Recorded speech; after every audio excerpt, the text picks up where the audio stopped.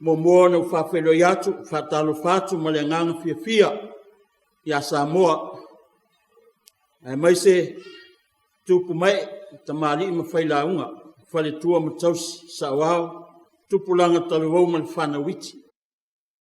Samoa, maona pa ia maona mamalu, e le ave sea. Le ia o umana aisa. O pa ia mali wavau, e o le wha wavau. Pa whelua ia tuai ma le nganga, e tumu le fia, Samoa e le ngata i tono si o tatua tunupele, e mai se tafa e fia o le lalulangi. Lo ai tau malele ai to tele, ia pai o maua mai nei wha salalaunga, taulanga pa ia o le misa, ia o le tato misa patasi lea, e anga o Samoa o le ainga, o Samoa e tasi. O pa ia, a wātama ma ainga, o ainga matama, ainga o tupu, ainga o nofo, ainga o papa, ma ainga tawhaiwha. O pa ia lawa lea, wale o songa tu mua mapule i tu au malatawa, ainga le tai, ma le waa o whanoti. Ai alfa fonga tapuai, ale motusa. Ia sua ma le wai whanua, o fōma i tu langi sa ole masale au mua, ma le launiu na salua. Pātui o le motu au wao to'o, ma tama le minua tele. Pāwhiroa e te fōi whata whai taulanga e fia. o loo whawhale le malu te tonu a whio anga si o tātou atunu Samoa nei, ma atunu I whafo. Ma lona ngā lulue, whawtai le alofo I le atunu, whawtai le whatotua I le atua. Whawhairoa I atu foi, whapitoa I tātou whainga malo la wawhionga I le li pāle mia, la aulia le mali atoa malo au waa, le au o tau se nei le sao Samoa, ma lo le whatotoa, ma lo le whamoemoe I le atua, ma le whatotua I le atua, ma lo le whalongo I le atua, ma ustai I le atua, ia tātou te mawai malo. Whawhairoa atu tātou matanga luenga I tupu mai, o ta mali I mawhailaunga ma whaletua ma tausi ni sawao, mai se foi ona tupulanga, ia ma le whanawiti. Ia fio tole au whainga luenga tutofia le atua, heo ngai ti a kona mwhaletua, ma lona ngā lulue. Tātou ainga whane matanga luenga, ka le sia solo, o fusi masale lesi. Ia Samoai, ia vele leo, o le mato matanga luenga I solo nei, sa ngato Iosefo le whainga luenga, whai mautou fonga, mamoli la au funga, tātou fusi whatasi lapa o malo, whaaftaia le atua, malana fua iola I a Samoa, lana ta iala I a Samoa. O pa ia leo Samoa atoa, mai le waisa masama o le tumanua, se ia pa ia filim pule tu na tawilo ai malo. Ia Samoai, lo tātou ainga, Samoa nei matunu mamau, ia a fia maia, tātou mamoli tātou taulanga I le tua, no noa na whamanianga, ina ia to ia pe Samoa, I manuia mai le langi. Tātou amata le nei sauninga le sisina le fua le manu malo keriso, suafo le tama, le alo, male anganga pa ia, ia fatasi le ali mautou. Samoai, o le asamo mua nei o le masina o mati, a o le asafo ilo na lua o le vaitau sanga tāu o le whangfulu.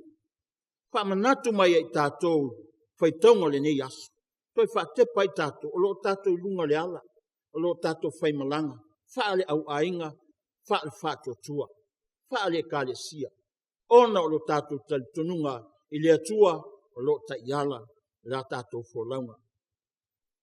Pangaleo teimi o, nisi o teimi tātou te vaiwa iai, tātou te leu sta iai, ma le whaalongo I le atua, ea o tātou whaalongo I tele o vesinga o le olanga nei, tātou o le wai, o lea tātou whato ese, whamangalo I tātou.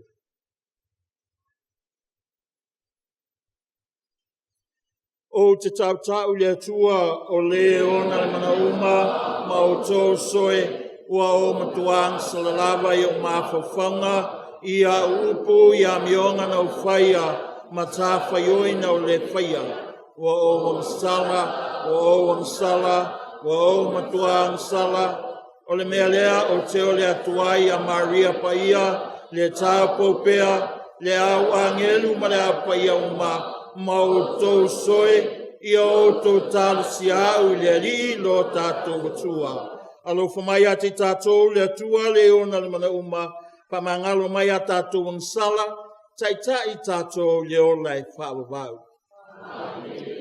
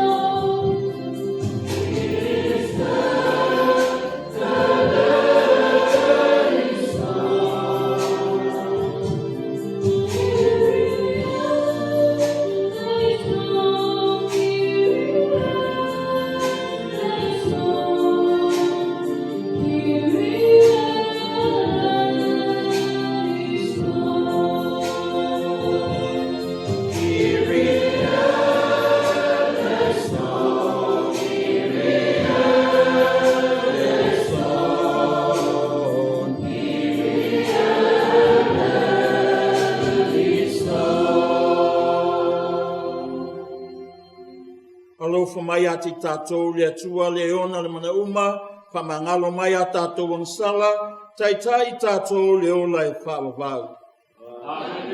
Ia tātou te talo. Le atua alo mātou te mā, ia e fesoso ni mai, ia mātou whaalongo i lo walo, Yesu Keriso. Ia e whaamalamalama mātou ai lau upu, ina ia mātou mawai le ala i lo manuia. O la mātou lenga le nea lātunu mātou ali Yesu Keriso lo walo, ua soifua i mapule whātasi ma oi male anganga pa ia, le atua e tō tasi, mo le whaavavau lava. Amen.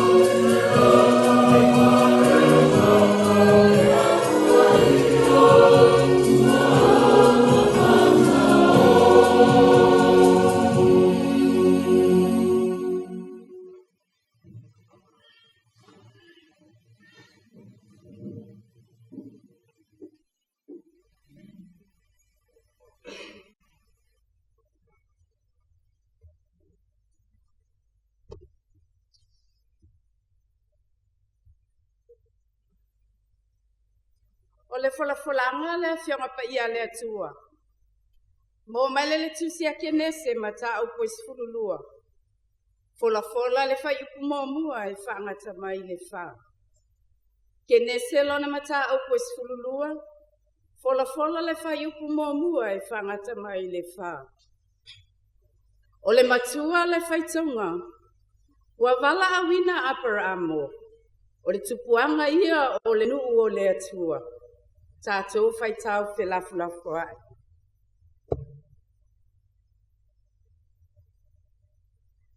Ua whetalai mai le alii a aparamo. Nā tu ua e oe o lau nuu, ma tangata o lau nuu, ma le ainga o lau tama. Ai alu atu i se nuu o te whasino atu ai i a te oe.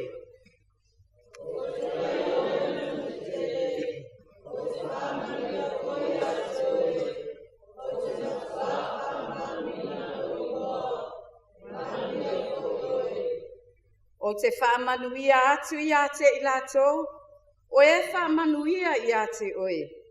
O te whaamaalai atu fo i a te ilatou, o e whetu i a te oe.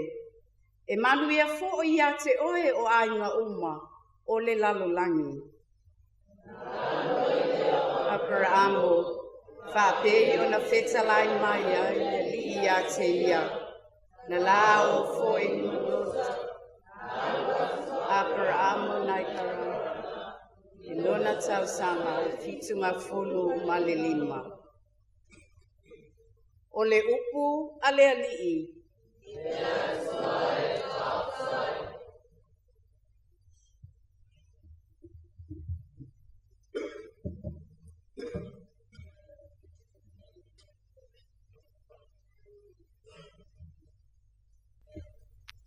Tātou iwi atu i le atua, i le salamu e tolu, sepulu ma le tolu, tali o lo maua le whai upe lua, sepulu ma le lua. Salamu e tolu, sepulu ma le tolu, tali o lo maua le whai upe lua, sepulu ma le lua. Leoni ia lunga ia te matolo walofa, e peiona matofa amor, mai ia te oe. Leoni ia lunga ia te matolo walofa, e peiona matofa amor, mai ia te oe. Ai salama le fionga leoni, ua whai e ana waluenga mai le whamani. E fia ia leoni e tonu mai le whamasinonga, ua tumu le alalangi,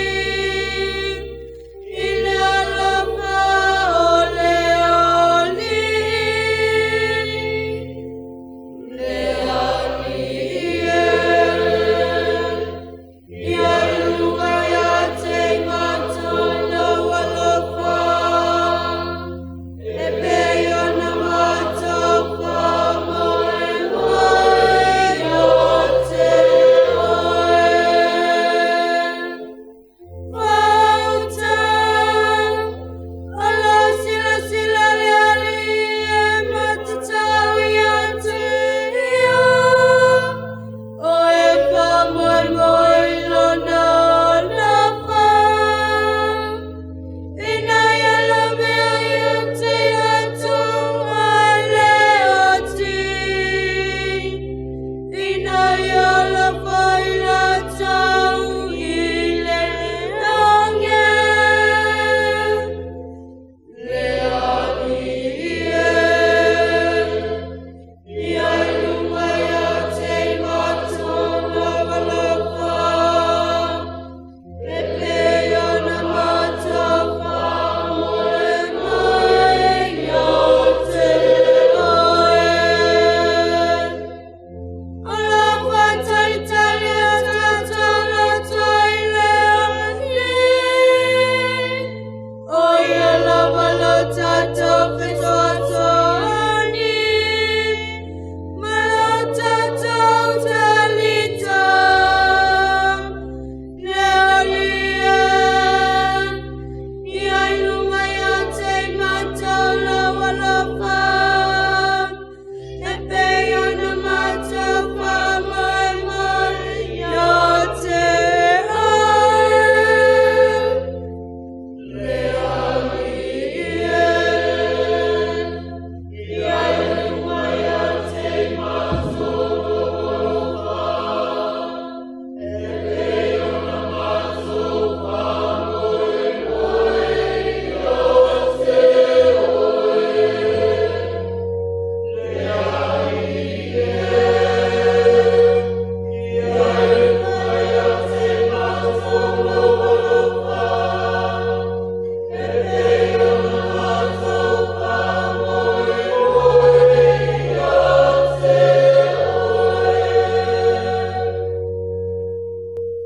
Olona lua o folfolanga. Mai le tuse lua a Paulo ia Timoteo. Olona mata upu mua. Tātou te fola pela fua i le whai upe walu, se wha wau whai po se fulu. O le matua. O le na whaola mai a te tātou. Ma wala au mai i le wala au pa ia.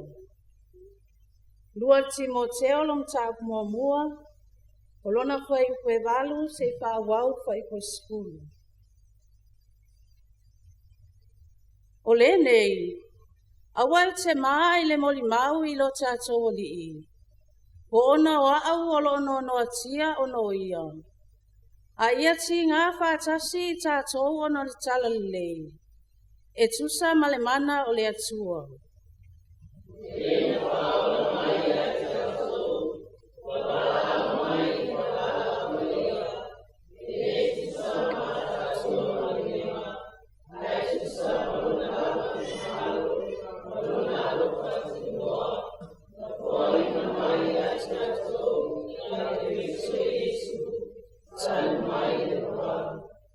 Fola, aula ino mai nei le pania mai lo sofa aula o ke riso Yesu. O le mo fa musi alava i le osi.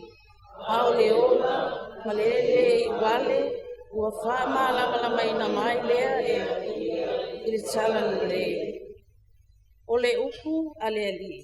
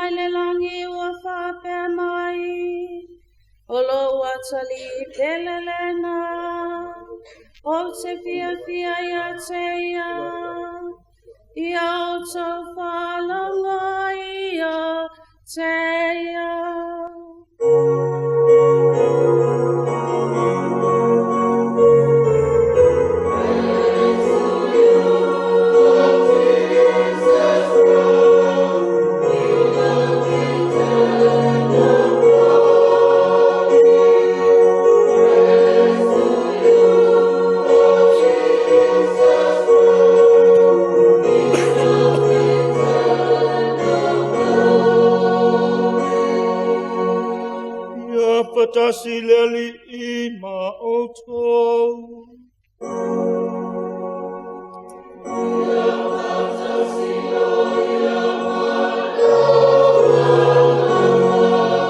Ole fola flanga mai le vanglipa ia na tusia e mataio.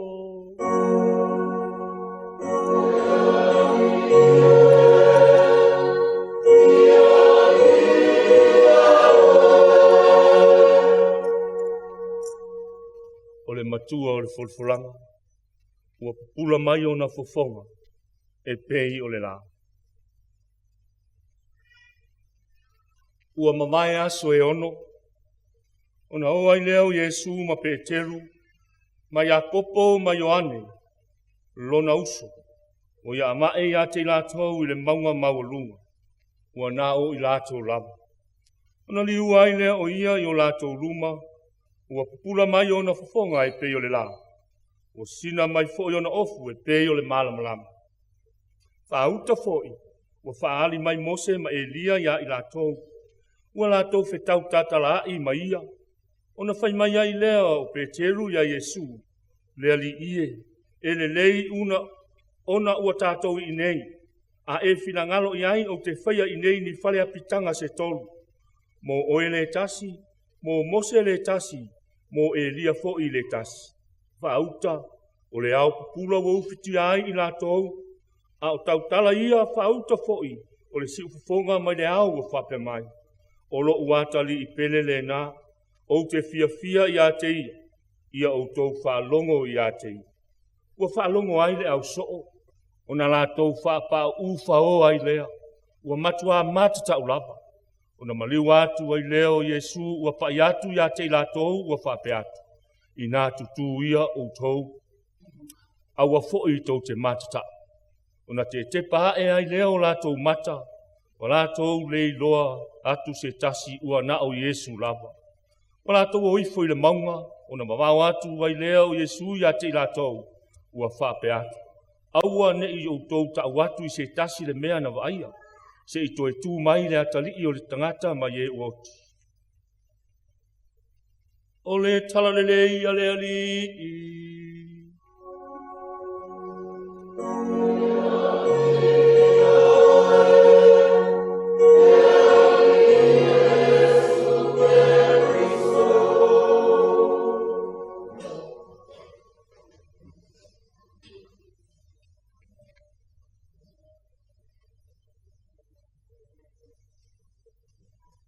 o tātou tau nu mai, tātou saringa e mese, tātou tauranga pa ia, le urua i tātou suanga.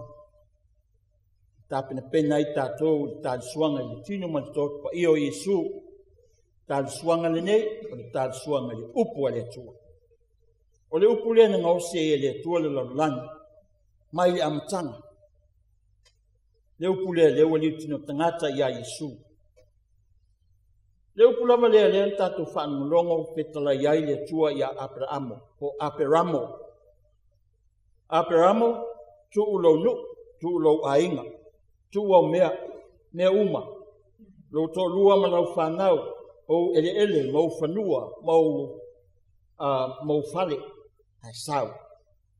E te alu le whiaulela whaasino atu ia te oe, ma le meo te whaasino atu ia te oe, te alu iai. Ia tā ua iole, tātou whaitaunga lea mo ua manitusi o kenesi. O Aperamo, na suia lo na ingoa, o Aperamo, na suia lo na ingoa ia Aperamo. Suia le tua. Ai sea sila atu le tua, i le whaatua tua lo toi ina nei.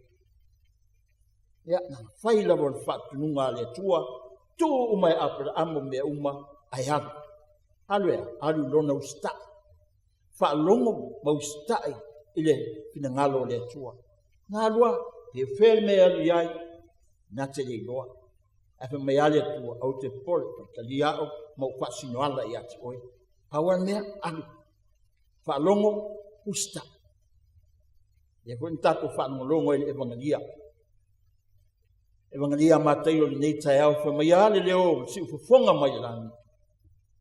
Lo uatali pele le nai, whaalongo ia te. Rao te lenga i o whaitaunga le ni asu. Focus on Jesus and listen to Jesus and obey Jesus. Akako whaalongo, ustai, matako ustai ia Yesu. E le lape ali tātou whainga malanga le nei o langa. Aisea, leanga o Yesu lea, o le upu mai wabau, se i o le wabau, wali utinu tangata le teimi mo tātou e ala ia Yesu. Tāua mo tātou, le malanga lea na tuua i Aperamo, lona ai mana mea uma, ai alu le nui, e nate le lopo fea. E le i umai lai i le malanga lea Aperamo. O lo whaawau pēa e tātou le ekalesi. Wala au le atua ia Aperamo, wala au le atua ia Mose, tasi fo na malanga, le nuu o le folfolanga. E le lupo fea. Ai pau anu mea i tamao le ekalesia, mai whenga ni tuai, o le whaalongo maustai, i le pinangalo le atua. Le au perfeta, ia o la tona o Mose, na ia au maiale,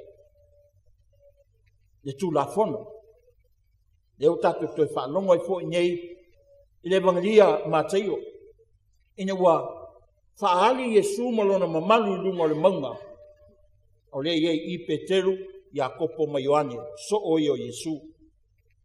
Ai wa iati lato ina wa eo lato, o le tala noa ma Yesu, ma Elia, ia ma Mose. Mose, o le whaatusa lea o le tu la fono. Elia, o le au profeta. Lewa atoa i tama ia le finangalo le atua.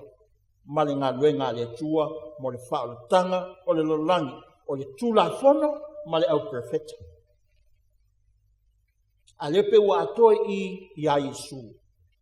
O Yesu le atoanga o le tulafono, o Yesu le atoanga o le au profeta. Lewa whaali e Yesu i lunga le maunga. Ia whai eise fi au tātou te o ma tātou le nei asu.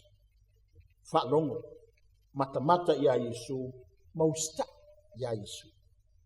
Peo na maile, si fofonga o le tamamba i langi lo watani pele lea, o te alofa ia te ia, whaalongo ia te ia. Le toi whaalongo apara ama i sisi mea. Whaalongo tasi fina ngalo le atua, tu maa mea o lona au ainga. Ole vai tau le Asian Near East. Ia ele whaingo whiro ranga ia tunu ia. Wa lewa tu sango ta pena Aperamo si ona ainga, wha mau popolo na ainga, hatia elo na ainga, wa mau tū mea uma. A leo fa mai le tua. Ku ua mea umanga. Sa we alu fi au leo te mana oi. E te alu lei. Ustai Abraham. Tali tonu le tua. Fa moe moe ma fa tua le tua. Alu lana malanga. Malanga lana Abraham. Pasi mai alu. O paton. Po pasi mai tatou le fua. Tamau le ekalesia. Au patriaka. Se yo o mai alu au profeta. Ma le tula fono. Se yo o mai au apostolo. Yesu le wo mai e tatou. Ia e whapewhea lan tatou maua. Whalongo, usai, totoa lau se sila ia Yesu. Tele whawhitau, wala wino oe maa ma tatou uma. Tele, heo lawa ia Abrahamo. Uine tele whawhitau, wa lofo e sunga inga la tua ialu, aina whamoe moe ma talitonu le tua. He put his trust in God. Ya, yana tu whasu solo mai ia, se yo mai e tatou. Melea, e ave eso tatou a pulou, tatou whalon nia Abrahamo. Ona lona whatotua mawa, lona whatotua ola, ma lona taito nunga moni i lea tua. Iwi ngā ke leo ioa, whaikaria lea tua. O tua atoa anta, whaikaria lea tua.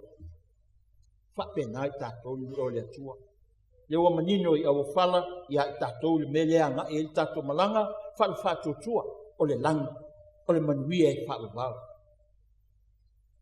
Ia, tātou la, leo kako loa. Ie ailas kako excuse and burn a fight.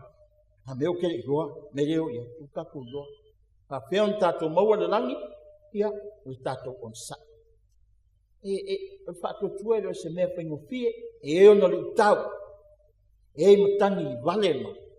E oso whaia i tātou lea taimi ma lea taimi. Ha leana, tātou whaangolongo foi. Ia apostolo Paulo, ilo nā tali i whaatotua Timoteo, wha maia Paulo. Timoteo, kemilia, o lea whaitupuia ia Paulo. Ma Paulale awala so te inga o tusi. Lena tusi ai Paulo ia Timoteo, pe on tātou whaangolongo le ni tai ao. Wha maia Timoteo, au e te loto vai, au e te fefe, au e te palaai, au e te atu tu vale, whaatotua li upule nā, ma le tala le lei o lo e fola. Walo ai filo e pea Yesu tono o lau ngā luenga o le tala inga o le whina ngalo le atua. Nā ia upu e whalo tele i a Timoteo. O kau vai Timoteo whai ua whale pui i tangata na wha moe ai o Paulo. Nea pangale wa ia tu fōi le nuu lona le ekalesia nei tausia, pa peo le ekalesia e feso nei e tausia. Tausi e Timoteo. Ia wa maka foinga. Ai ngai mai tangata. Whai ia loto tangata. Mai ia Paulo on sa. Taliti ngā le tala lei. A wai fua mai. Fua sua malia e te manui ai. Wha fie nai oi. E whapena fo nai whalinga. A Yesu lunga le maunga le evangelia Mateo. Tato whanongolongo ia i nei tai au. Whaali Yesu lona matango fie. His glory shone like lightning before his apostles, his disciples, Peter, James, and John. Ya, yana kako whanongo, mai mea, mai ai tala pete. Mai tala pete. Yesu, se wale leia wa tatu ye, o mako ye fo ye. Whai o mako whaia pe fina ngalo yai, ta mato whaia ni whale apitanga stone. Tasi mo oe, tasi Elia, tasi mo Mose. O ilo le leia Yesu le fika pete. Mana pete re nofo, pai whale apitanga ia, ina ia nofo ia ma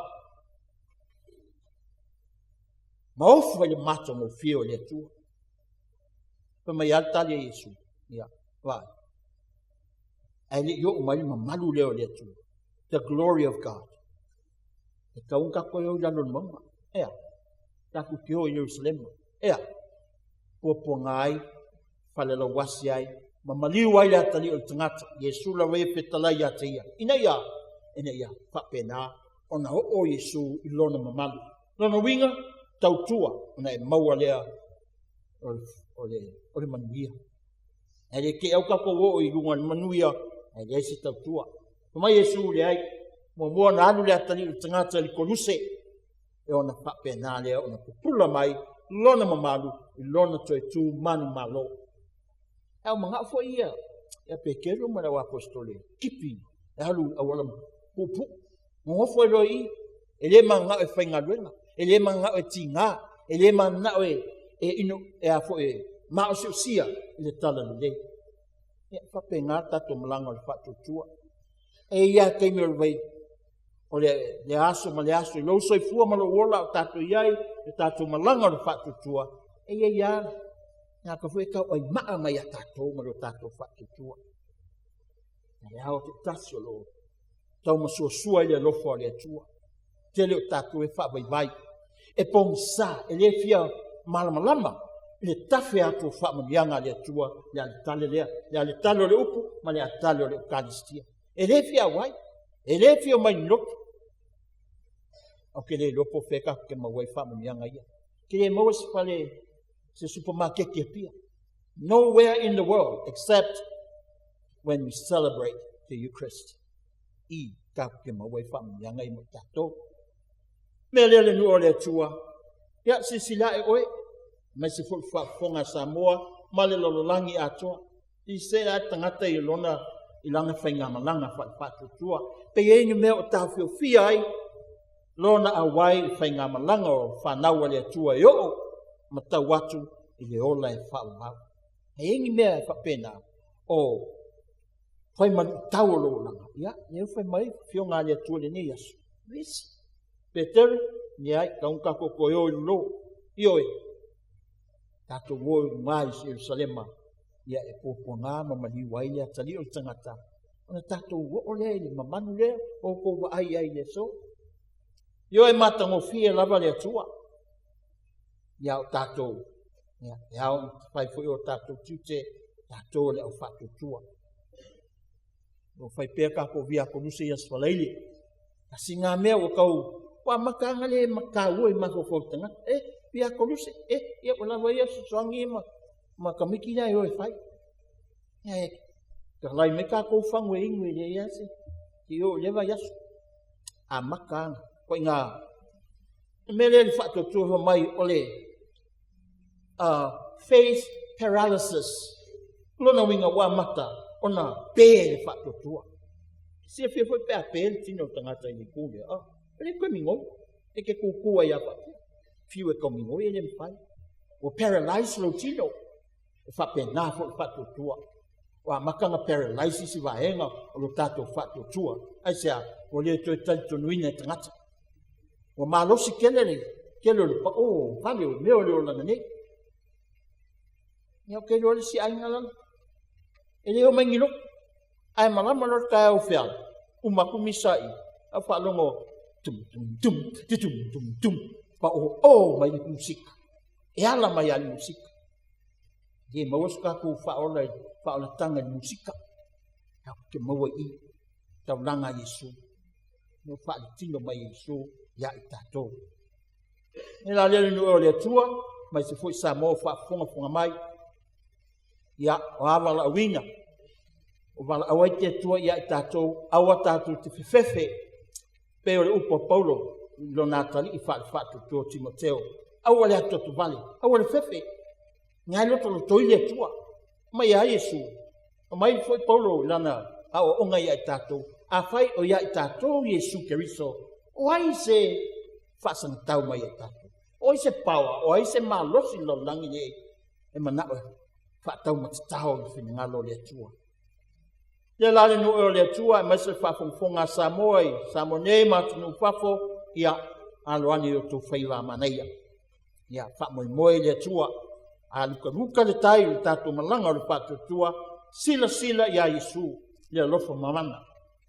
Whaalongo ia Yesu, pen petalai, lona tama. O lo watani pele le na, o te alofa ia te ia, whaalongo ia te. Kele pisa o le lolo nei, nga I tala. Esen fia tako social media yengi, ka, kele Ese fio ka ke fa longo I tala leanga ma apo yang pai fu ma tali ia I tala leanga Ya, o fionga le tua mo tātou ni Yesu. O ia ka poa le pola mo te tua. Tātou whaalongo i le whina ngalo le tua. Tātou whaalongo siu fonga le tua. Tātou wawa ai tutoa ia Yesu. Ia whape nao ni tafi e se ai. Neo leo lang nei. Whafi tau leo lang nei. Ma le temo nio ma le ti apole wha. Oso pe tātou. Ia, whamania mai le tua. Whamania mai a Samoa. Iono teitai. Nei teitai tātou ia me tono. Whatino le rofa. Ai ia ese po le ato tu vale ma le fefe. Ona o whauwhaunga nisi. Ina ia tu mati e pea le whinangalo le atua mo Samoa. O wāni manu. Nei ia tu ia pe tātou i whaminianga le atua. I le aso ma le aso. Whamini mai le atua i lana upu mo tātou. Ni e tātou soifua maolai. Tātou te mawai. Le ola e whaavavau. Sua whaltama le alo, ma le nganga pa ia. Amene.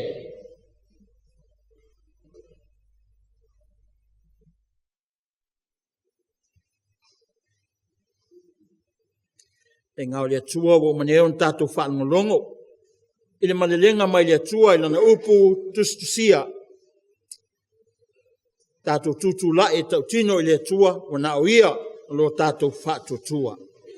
O te whātuatua le atua e tōtasi, o le tamā e ona le malosi malawa, o le ena whaia le langi ma le langi, o mea uma o vaia ma mea leo vaia, o te whātuatua le ali e tōtasi, o Jesu Keriso, o le alo e tōtasi lava o le atua, le ena whanau tamā a o le whaia se me tasi, o le atua mai le atua, o le malamalama mai le malamalama, o le atua moni mai le atua moni, whanaua ai le whaia, e uinga tutusa ia malitama, o ia fōi na whaia ai mea umalawa, o i tātou tangata malo tātou whaolatanga, na whio ifo o ia mai le langi, ma o le anganga pa ia na liutino tangata o ia le tāpou o Maria, ma uawe ai o ia matangata, o i tātou na whakolu seina ai o ia, a pule Ponsio Pilato, na maliu ai ma whale la was, a le astolu na toe tua e ai o ia e peo ntusia e tus, na awhio ai o ia le langi, ma o loa whio ai le ao tamatau al tamā, o le atoe whio mai le mamalu, e whamasino e ola mai e woti, o lona malo foi e le ai sona ngā taanga, o te whātua tua e le anganga pa ia, le alii, o le fua ia le ola, o le whio mai le tamā ma le alo, o le fongia ma vi ia whatasi ma le tamā ma le alo, o le na whetalai mai ala mai perfeta, o te whātua tua e le kalesia e tas, e pa ia e katoliko e apostoliko, o te tautunu atu le baptisonga e tasi, mo le whamangalunga o sala, o te whātalitali mo le toe tuae o e naoti, ma le olanga atali. Amene. Tātou tuatu lumo le atua, tātou momoonga, mea o tātou matitiwai ma le tangolima, e ala i tātou tālu sanga whalawa tele. Ia tātou tālu sia, ne whaau le kālesia, hope leo se fulu mani wha, no uso a kāti nale o epi kupo, le au o stāru langa, mai lanto umalamba ua ofoina, ro lanto uso i fua ma le ola i tāla i ai, le finangalo o le atua i le narolangi. Whamano sia la lantu tāla inga i le mana o le anganga pa ia maua ni anganga mo le ngā ruenga le atua. O le tātou o le ngalea i leli. Le ali e whawhanga mai. Te talo, mamana tua te itai o malo le narolangi. Te itai o Samoa. Te itai o Paalapo to Patonga. Maso o se tasi o umia le tō whinga te itai. Ina ia tai le ami tonu ma le alofa i tangata. Ia le lato tai inga. O le tātou renga lea i le rei. Le ali e whawhanga mai. Tātou talo mamana tua atu nu o lo pe vanta wa. Si o tātou atu nu. Ia e maise ko i o a inga mai tātou tai to tasi mo i lato umai le o maua se fi le mu. Alofa ngia e le ni o le fi le mu. O ai atu lona file mu ia te i tātou. O le tātou o le ngalea i le li. Le ali e whawhanga mai. E a fua i maunga manuia onu. tātou te talo, mo i lātou wa lewa lo lātou soifua, whaamanuia le atua i lo lātou whaipa tāpuai, fo a i le malosi le tino a ia sili le soifua wha le nganga. O le tātou o lenga lea i le li. Le li e whaafunga mai. Tātou tālo sia le nei vai tau pa ia o le whaanga fulu o tātou iai. Ia tātou whaalongo mai ia tātou stai le finangalo le tua. Tātou whaatino ni ngā luenga o le alofa, mani ngā luenga le lei, mo i lantou e mo mia le fisosoani. Tātou o lenga lea i le li. Le li e whaafunga mai. Tātou talo foi. Moa nganga i nātou uma ua māli liu wāla au i ai le tua ai maise. Ua nganga ti ngāi pura kātou liu. O le tātou o lenga lea i le li. Lea li e whaafunga mai. Tātou whaalongo i le nei tae au i lo na whetalai mai e ala i na upu. O se lu i tau ma o se ta iala lea mo i tātou. Ngā luenga matiu te mawhaiva o le nei vai yaso. Ina ia whapenao na mana pealana upu i o tau finangalo mo tātou wha moe. Ina ia tupu lo tātou wha tua, ma le alofa i le atua. O le tātou o lenga lea i le li. Lea li e whaafunga mai. Lea tuaru mātou tuma ngā lofa, whaafunga titalo mai oe tama. I moonga i mātou lau whanau, mea o le oe malosi, mea o mātou mātiti vai, wha moe la wafio. La mātou talo ma leo lenga le nei o nao keriso lo mātou wali i. Amene. Amen.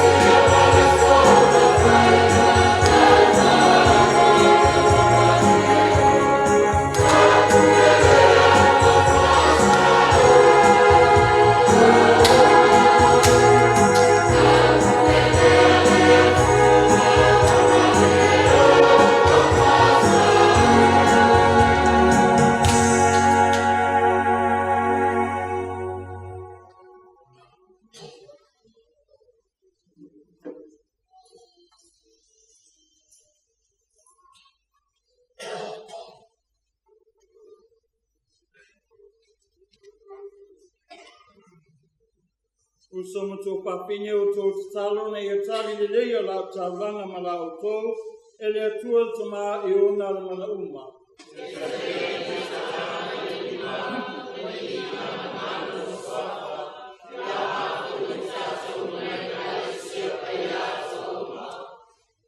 Le ari e whapaia I mātou, ia vesea mātou ngasala nei tāli suanga paia, mai ia mwhai e o na mātou sāniuni, e whamamaru lona toi tū. O la mātou o lenga le nei I le suafo Yesu lo mātou wali I. Amen. Ia patasi le ali I ma o tou. Ia patasi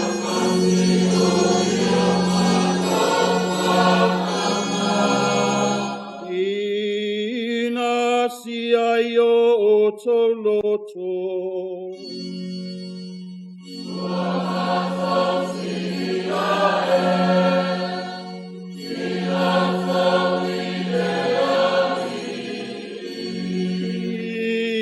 Tato fapetai ileli lo tato uatu ua.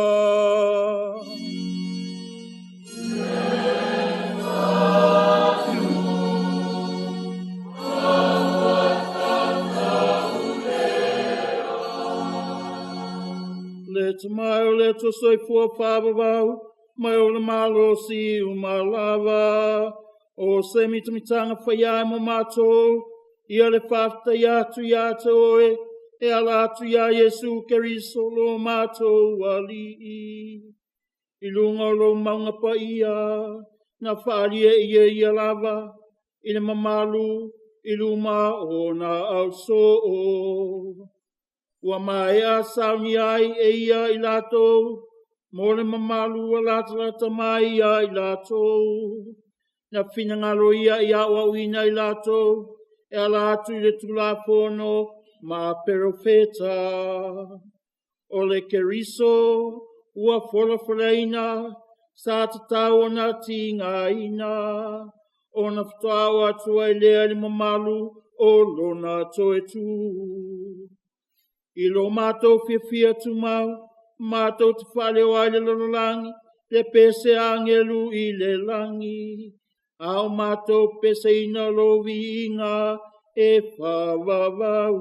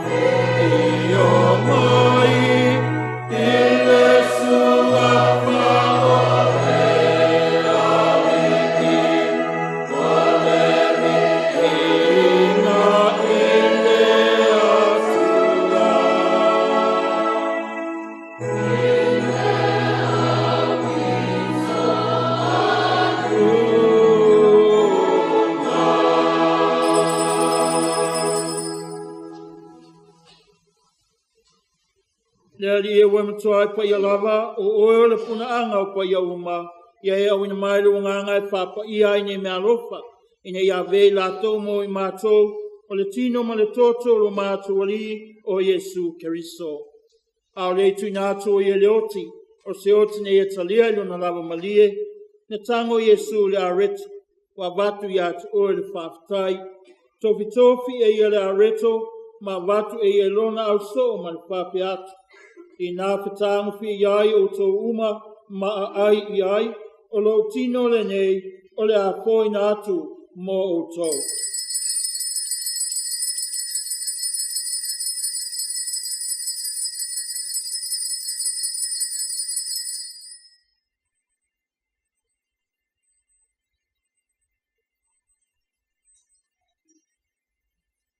Ina wa mai ale tamaftanga na tango Yesu le ipu to batu ia ia tu o le whaftai malawi inga tu atu le ipu lo na uso o male whapi atu.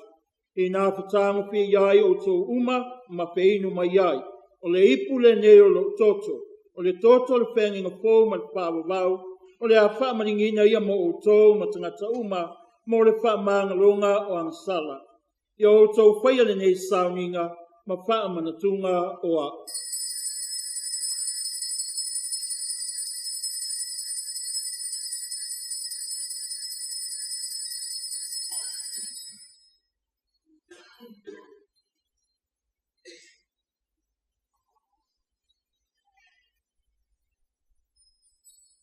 O le misterio le fatua tua.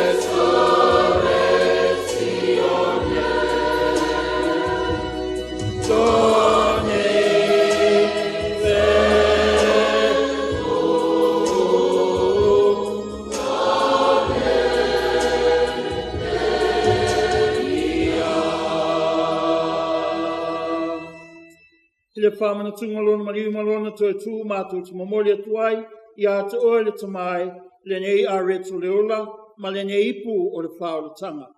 Mātou te whafta i atu oe, ina we alo ia mātou e tutu i o luma, ma au au nātu i atu oe.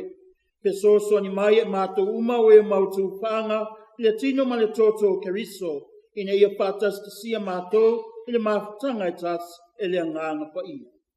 Le ali ia ia manatua, lau e ka le sia le lalolangi atoa, ina ia mātou o la le lofa, pātasi ma pope leo se fulpā, lo mātou ta māpa ia. Mo sese Vitorio tui, lo mātou a ke popo, le itu a insa, ai maise lo a inga, pātotua, kua mori tau langa atu nei lau fio. Ia e manatua mātua uso matua pāpine, kua ko iatu lo lātou malolonga, ma le wha moi moi le tua tuai. Ia e talia i lātou whatasi ma tangata maaliri uma i le malamalama o lawa pio.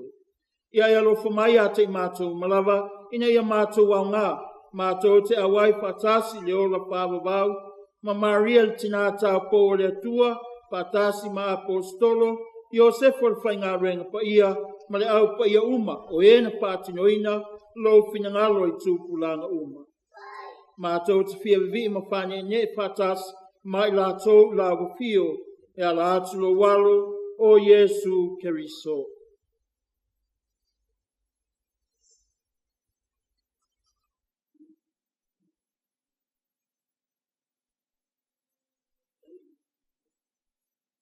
Le tamama mana e, ono ia patas mai ana ia te ia, i le maputanga maleanga pa ia, o le vinga malmamalu ato la uafio, i le whawawau lava.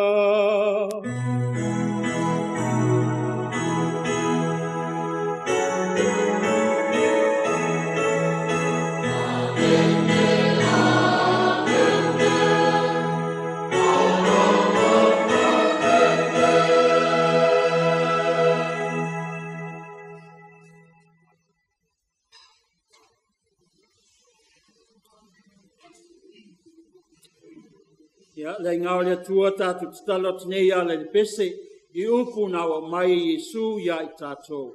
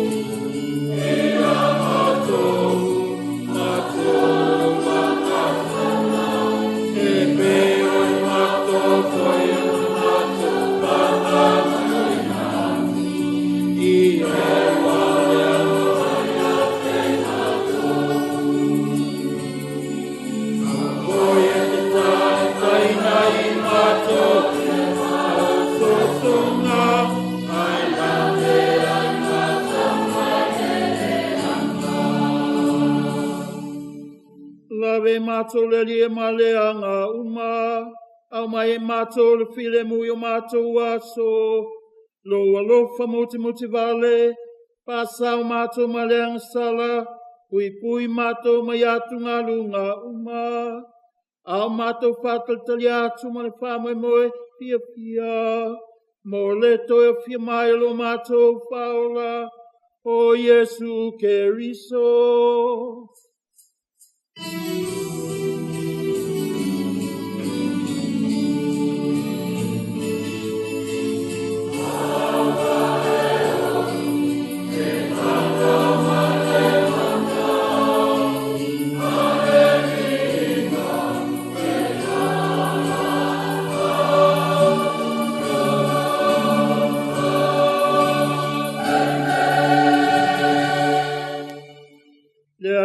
Yesu Keriso ne whaiatu i o apostolo o te tuatu i a te o tolo filemu, lo filemu o te whaiatu i a te o tolo.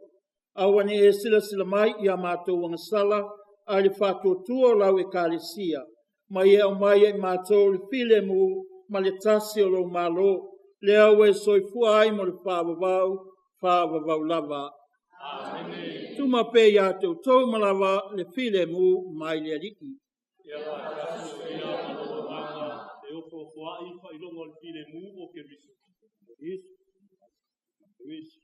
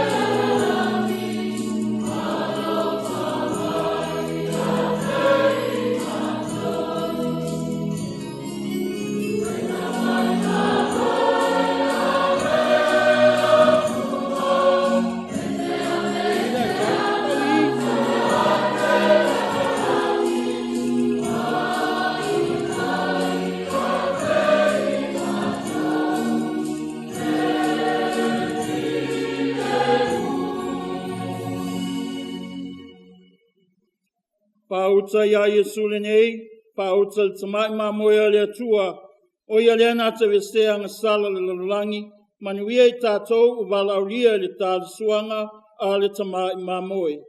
Lea li ie o te lea o ngāo, whan mai lo pale, ai tau lava o lau te lainga, mālo lo ai lo o nganga. A vea le tātou tāle sua le tino, ma le tōtu pa i o Yesu, māla tātou te mawai, le olai whaavavau. Amen.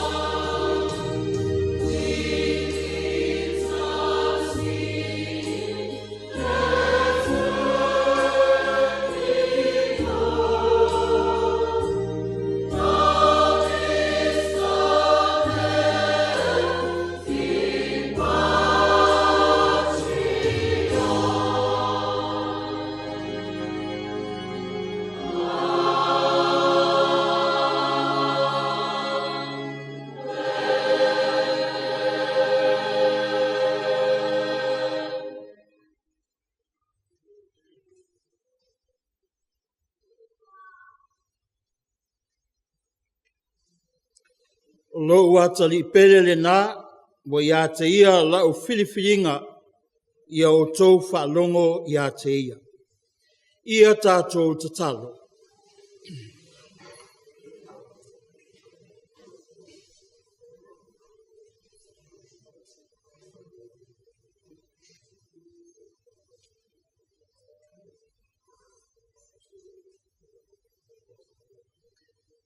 Lea li e mātou te whāwhtai atu mo ne misteri o paia o mātou maua mai ai mo i mātou le ne lorolangi se vaenga o le orolanga a tali ona o Keristo lo mātou walii. Amene.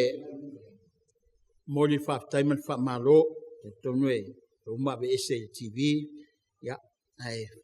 Le mwheun tu ua le nganga whāwhtai pa ia le tātou mtanga ruenga e tātou nofua e kālesi e tolu. Pusi sa le lesi so solo. Tupu mai ta mali mwhai launga, whale tua matausi. Pulanga taluoma le whanauiti, whātai, e lo tau tari manao, mātou mwhia le tātou taulanga i le tua, i le ne yasu, wā Samoa, ia ma tainani le lorangi atoa, whātai le lofa, whātai le whātutua. Tai e tuai au nanga ese ta ialo le upu ma le ukaristia, whātai le utani misa, whātai tātou e kalesia ma fai pese tolu, mātongo fievi inga o le atua le ne yasu, o maua lunga, na tātou whaea le atua, ona o tātou loto tasi, tātou te mai ave mea sisili mo le li. Whātai tā pena, ma lo whātai, le lofa le atua ma lona whinangalo. Whātai atu foi, ia le leo le tātou puleanga e ale TV le upumana, ma lo lava fai o le whaiwa, lau talenga lavea, pengta o le ali o le tū, e mai se fo ia, pa ia sa fotu, ma lo lava fai o le whaiwa, tai le tātou puleanga, e mai se fo le whiunga le ake popo, ia maua le avanoa mo le mātou matanga lue nei, ia e whai o mātou leo matangata, vai malima i el tala lei, a wafa mnyanga le atua, mo lo tātou atunu, ia e mai se foi, Samoa lo aita malele i atu no mamao. Mātou talo, ia whamanuia tele le atua o tau whaiva, a lo filima. Ia whamanuia fo le atua i tātou uma, e maise le whaafonga Samoa. Tōni manu a wā Samoa mo tai ao ma le lumana. Pātai atu fo i whiunga ti a kono, whale tua la to fo i au nanga. Pātai tele lava ia matalena, ia masio lato ainga msiana whanau, a vea le tātou mōringa, le ne yasu, whamanuia le atua, ia te uto uma. Ia whatasi le rii ma utou, pai fo mea tuma pelunga ia te uto malawa, whamanuianga le atua le ona le mana uma, suafol tama, le alo, male nganga pa ia.